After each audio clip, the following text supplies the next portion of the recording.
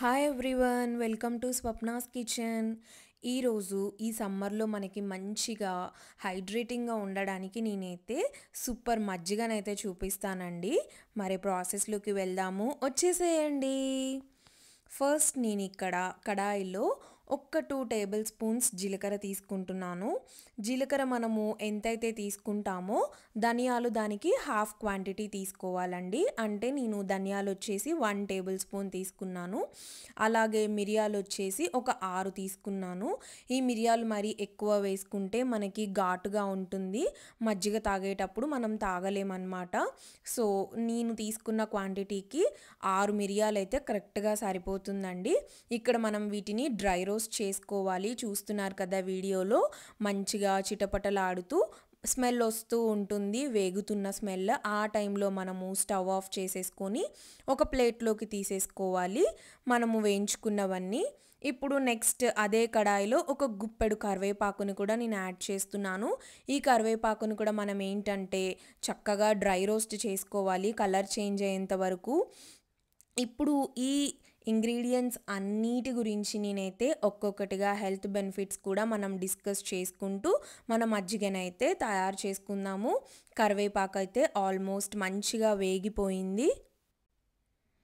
ఇలా వేగిన కరివేపాకును కూడా మనమైతే ప్లేట్లోకి తీసేసుకోవాలి. అదేవిధంగా కొద్దిగా సొంటి కూడా యాడ్ చేస్తున్నాను, ఫ్లేవర్ మంచిగా ఉంటుందండి. ఇప్పుడు వీటన్నిటిని అయితే మనం ఒక బ్లెండర్లో మెత్తటి పౌడర్ లాగా మనము గ్రైండ్ చేసుకోవాలి. ఇక్కడ మనము యాడ్ చేసిన ప్రతి ఇంగ్రీడియంట్కి కూడా మంచి హెల్త్ బెనిఫిట్స్ ఉన్నాయండి. జీలకర్ర అయితే మనకి డైజెషన్కి మంచిగా యూజ్ అవుతుంది, అలాగే మన ఇమ్యూనిటీని బూస్ట్ చేస్తుంది. అలాగే కాకుండా జీలకర్రలో ఐరన్ కంటెంట్ అనేది బాగా ఉంటుందండి. మనం వేసిన ధనియాలు కూడా డైజెషన్కి బాగా యూజ్ అవుతుంది. అలాగే మన హార్ట్ హెల్త్కి ధనియాలు సూపర్గా వర్క్ అవుతుందండి. మన వెయిట్ లాస్కి మెయిన్గా ధనియాలు యూజ్ అవుతాయి. ఇంకా నెక్స్ట్ మనము వేసిన కరివేపాకు గురించి మాట్లాడుకున్నట్లయితే మనందరికీ తెలిసిందే కదా, జుట్టు ఒత్తుగా పెరగాలంటే కరివేపాకు అనేది మన డైట్లో ఖచ్చితంగా ఉండాలి. అలానే మన కంటి చూపు బాగా పనిచేయడానికి కరివేపాకు అనేది మంచిగా యూజ్ అవుతుంది. స్ట్రెస్ కానీ ఎలాంటి యాంగ్జైటీ ఉన్నా కానీ కరివేపాకు తీసుకోవడం వల్ల మనకి ఒక రిలీఫ్ అనేది ఉంటుందండి.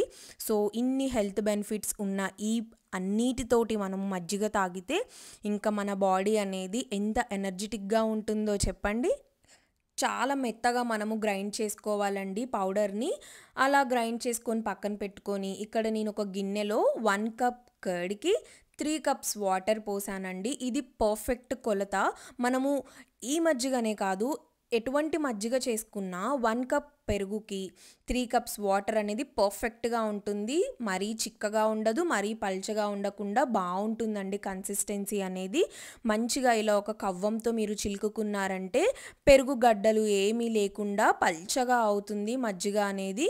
ఈ టైంలో నేను మంచిగా చిలికిన తర్వాత ఒక 1 టేబుల్ స్పూన్ మనము గ్రైండ్ చేసి పెట్టుకున్న పౌడర్ని యాడ్ చేశాను. మీరు తీసుకున్న 1 కప్ పెరుగుకి 1 టేబుల్ స్పూన్ అండి. ఒకవేళ మీరు 2 కప్స్ పెరుగుతో చేస్తున్నారంటే 2 టేబుల్ స్పూన్స్ పౌడర్ వేసుకోవాలి. ఒకసారి మంచిగా ఇంకోసారి చిలుకుకొని కావాల్సినంత సాల్ట్ వేసుకొని తాగామంటే ఉంటుంది చూడండి. ఈ సమ్మర్లో మన బాడీ డీహైడ్రేట్ అవ్వకుండా చాలా బాగా హెల్ప్ అవుతుందండి. ఈ పౌడర్ అనేది మనకి 3 మంత్స్ వరకు నిల్వ ఉంటుంది. బయట ఎండలు ఎంత మండిపోతున్నాయో చూస్తున్నారు కదా, మన బాడీ అనేది చాలా హైడ్రేటింగ్గా ఉండాలి. అలాంటప్పుడు ఊకే వాటర్ తాగాలన్నా తాగబుద్ధి కాదు. కాబట్టి ఇలా మనం మజ్జిగ చేసుకొని తాగితే చాలా బాగుంటుంది.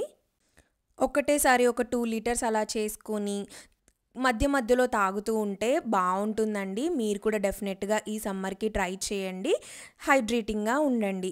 మన వీడియోని లైక్ చేయండి, మన ఛానల్ని సబ్స్క్రైబ్ చేసుకోండి. ఫర్దర్గా నేను ఇంకా మంచి మంచి వీడియోస్ని సమ్మర్ స్పెషల్స్గా పోస్ట్ చేస్తాను. బాయ్.